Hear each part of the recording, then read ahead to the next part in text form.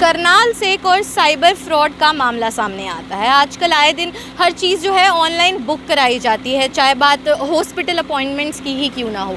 ऐसे ही एक शख्स जो कि बीमार थे, उन्होंने एक क्लिनिक, एक निजी अस्पताल है करनाल का, जिसकी ऑनलाइन वेबसाइट पे जाके अपॉइंटमेंट बुक करी। उसके बाद उनकी जो कंफर्मेशन है वो पेंडिंग में चली जाती है, फिर अप्रूवल होता है और उनको कॉल्स पे कॉल्स आने लगती हैं स्टाफ की तरफ से, और बोला जाता है कि एक छोटा अमाउंट पैसों का हमें ट्रांसफ़र कर दीजिए।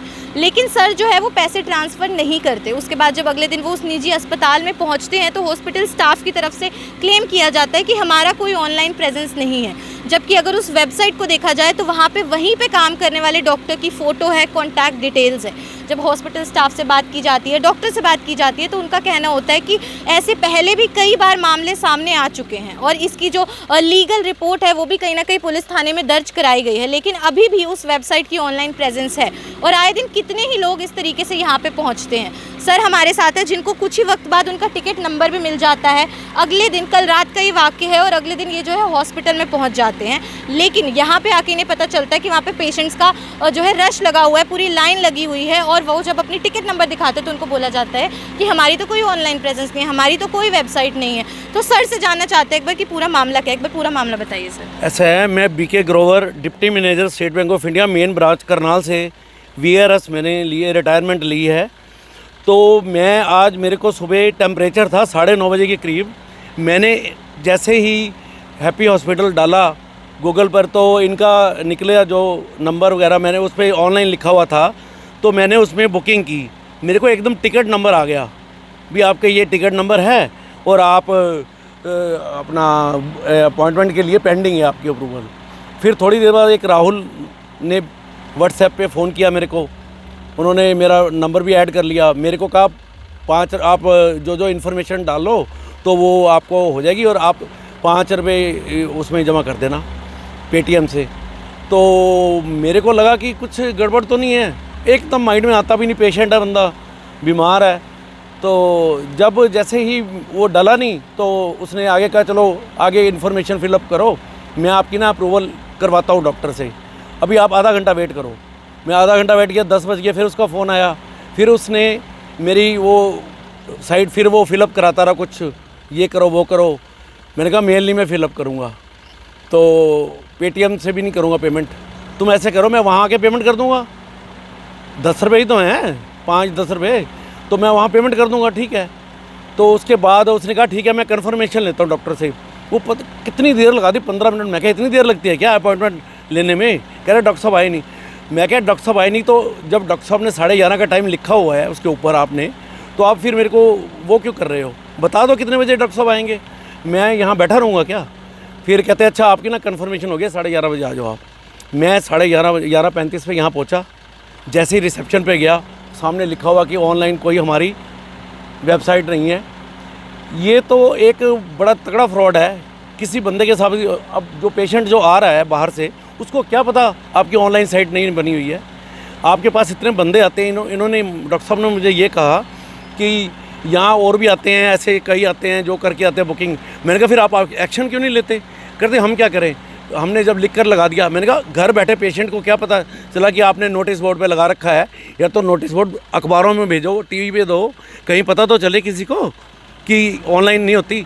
मान लो हम चंडीगढ़ जाते हैं ऑनलाइन बुकिंग करा के, तो वहाँ अगर ऐसे हो तो वो तो बिल्कुल पागल हो जाएगा बंदा। अच्छा, एक बात मैं बताना चाहूँगी कि ये जो वेबसाइट है ऑनलाइन, ये हॉस्पिटल के नाम पे नहीं है, बल्कि इस हॉस्पिटल में जो काम करने वाले एक डॉक्टर है निजी अस्पताल के, उनके नाम पे ये वेबसाइट बनी हुई है। उनकी तस्वीरें भी हैं, उनकी कॉन्टैक्ट डिटेल्स भी है, और उनका कहना है कि ऐसे पहले भी मामले हमारे पास आ चुके हैं, इसीलिए सावधानी के लिए हमने अपने हॉस्पिटल पर जगह जगह जो है बाहर OPD के बाहर वो बैनर्स या पोस्टर्स लगा दिए कि हमारी ऑनलाइन कोई प्रेजेंस नहीं है।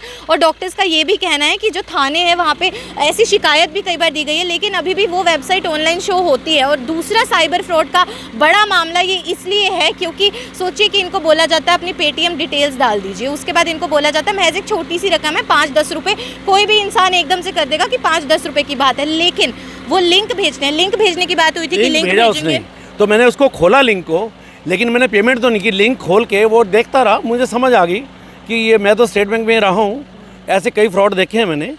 मैं समझ गया कि ये मेरे से डिटेल चेक कर रहा है सारा। उसको ये नहीं पता कि मैं 2 मिनट में ब्लॉक कर दूंगा सारी चीज़ें। मेरे को सारे ब्लॉक के नंबर लोगों को मैं बताता हूँ। पब्लिक डीलिंग का ऑफिसर रहा हूँ मैं, कोई ऐसे नहीं रहा मैं कि कोई क्लैरिकल पोस्ट हो मेरी। तो अब आप सोच सकते हैं कि किस तरीके से अगर ये छोटा सा अमाउंट ट्रांसफ़र कर देते, लिंक आया हुआ था, लिंक पे क्लिक कर देते, या फिर हो सकता है कि वो अमाउंट डालने के बाद इनको बोला जाता कि OTP शेयर करिए, तो कितना बड़ा साइबर फ्रॉड हो सकता था। कितने लाखों रुपए जो शायद इन्होंने अपने बैंक अकाउंट में अपनी ज़िंदगी भर की जमा पूंजी इकट्ठी करके रखी होगी, वो एक एक करके कटती चली जाती। इस तरीके के साइबर फ्रॉड के बड़े मामले CM सिटी करनाल से आए दिन सामने आ रहे हैं। एक और मामला घटते घटते रुक जाता है, लेकिन ये जो खबर है इसे आपको ज़्यादा से ज़्यादा लोगों तक पहुंचाना है और अपने सारे सोशल मीडिया ग्रुप्स में भी शेयर करना है, क्योंकि एक बड़ी सीख आपको ये खबर कहीं ना कहीं ज़रूर देने वाली है। आप भी बीमार होते हो, अक्सर हम होटल बुकिंग्स भी लेते हैं, घूमने जाते हैं, एयर टिकट की बुकिंग्स लेते हैं, हॉस्पिटल की बुकिंग्स ऑनलाइन लेते हैं, हर चीज़ डिजिटलाइज हो गई है। हो सकता है आप भी कल को अपॉइंटमेंट लेने जाओ, इस तरीके से आपको भी एक विश्वास बन जाएगा कि ठीक है, इन डॉक्टर से तो पहले भी मैं फैमिली को पूरा ट्रीट कराता आया हूँ, इनकी तस्वीर है, इनकी कॉन्टैक्ट डिटेल्स हैं, प्रॉपर वेबसाइट बनी हुई है, तो क्यों ना मैं यहाँ पे एक ऑनलाइन अपॉइंटमेंट ले दूँ। और 5-10 रुपये, ये जो है उनका शातिर दिमाग होता है कि सिर्फ 5-10 रुपये मांगेंगे, कोई भी 1 मिनट से पहले ट्रांसफ़र कर देगा। और उसके बाद अगर आप इस तरीके से लिंक शेयर कर देंगे, लिंक पे क्लिक कर देंगे, OTP शेयर कर देंगे, तो हो सकता है कि आपका बैंक अकाउंट बिल्कुल ज़ीरो पे आ जाए, क्योंकि ऐसी खबरें पहले भी आई हैं। सर, एक बार चाहूँगी कि आप वो स्क्रीनशॉट ज़रूर दिखा दीजिए, किस तरीके से आपको जो है हॉस्पिटल की वेबसाइट के नंबर से एक टिकट नंबर दिया गया था, तो किसी का भी विश्वास बन जाता है कि मेरा रिसिप्ट नंबर आ गया है, अब मेरे को कल जाना है, मेरे को लाइन में लगने की ज़रूरत नहीं है। जैसे सर बता रहे हैं फीवर बहुत ज़्यादा था, मेरी तो सीधा टर्न आ जाएगी, लेकिन यहाँ पर आके देखा जाता है तो चौंक जाते हैं कि ये कैसे हो गया। मैं कल से जिन लोगों से बातचीत कर रहा हूँ, राहुल नाम का लड़का जो बार बार मुझे कॉल कर रहा है, ये आप देख सकते हैं, योर अपॉइंटमेंट ID पूरा सब कुछ दिया हुआ है, और ईमेल ID पे भी बोला गया है कि ये जो अपॉइंटमेंट ID है वो भेजी गई है, डॉक्टर की फ़ोटो है, डॉक्टर का नाम है, जो कि एक जाने माने डॉक्टर हैं, यहाँ के निजी हॉस्पिटल में कितने सालों से सर्विसेज देते आ रहे हैं। लेकिन उन लोगों का कहना है कि इस तरीके के मामले आ रहे हैं, हमने पुलिस में शिकायत दी है, लेकिन वो वेबसाइट अभी भी ऑनलाइन एग्जिस्ट करती है। अब कौन इसके पीछे हो सकता है? हालांकि आप देख सकते हैं कि फिर राहुल नाम का एक लड़का जो कि क्लेम करता है कि मैं हॉस्पिटल स्टाफ की तरफ से हूँ, वो टोकन ID नंबर, अपॉइंटमेंट की फ़ाइल, सारे बतौर जो है डॉक्यूमेंट्स बना के बेचता है, ताकि एक इंसान का विश्वास कहीं ना कहीं जो है जीता जा सके। और जब स्टाफ से बात की जाती है तो वो बोलते हैं राहुल नाम का कोई भी लड़का हमारे स्टाफ में नहीं है। पहले भी इस तरीके के मामले आए हैं। लोगों को कहीं ना कहीं सजग करने के लिए हमने बैनर्स और पोस्टर्स यहाँ पे लगाए हुए हैं कि हमारी कोई भी ऑनलाइन जो है वेबसाइट नहीं एग्जिस्ट करती। और दूसरी बात ये है कि इसके ऊपर जो डिटेल्स दी गई है वो भी कहीं ना कहीं चौंकाने वाली है। तो सर, क्या कुछ आप बताना चाहेंगे? आप तो बच गए, लेकिन इस तरीके के साइबर फ्रॉड के मामले हो जाते हैं। क्या पता ये क्या करेगा। मेरी इन्फॉर्मेशन जो ली है, जो भी जितनी भी ले पाया है, ये पता नहीं क्या करेगा। जब तक आप इसके खिलाफ फ़ोन से एक्शन लें, किस फ़ोन को आजकल फाइंड आउट नहीं कर सकती पुलिस, चाहे तो 2 मिनट में पकड़ लेती है पुलिस। इसका मतलब सारे मिले हुए हैं यहाँ पे, कोई हैप्पी फैमिली से ही कोई मिला हुआ है, कुछ ना कुछ तो है ना। हालांकि डॉक्टर्स का ये भी कहना है कि जो नंबर्स वगैरह है वो हमारे नहीं, वो ओडिशा के नंबर्स शो होते हैं और हमारा कुछ लेना देना नहीं है। अरे आपने कम से कम चेक तो करना चाहिए आपको। आप चेक करने को तैयार नहीं है। पब्लिक डीलिंग का मतलब क्या होता है? पब्लिक डीलिंग में मैं स्टेट बैंक में ऑफिसर था। अगर कोई फ्रॉड होता तो मैं जैसे अपने सीनियर्स को बताता हूँ, सीनियर्स आगे एक्शन लेते हैं।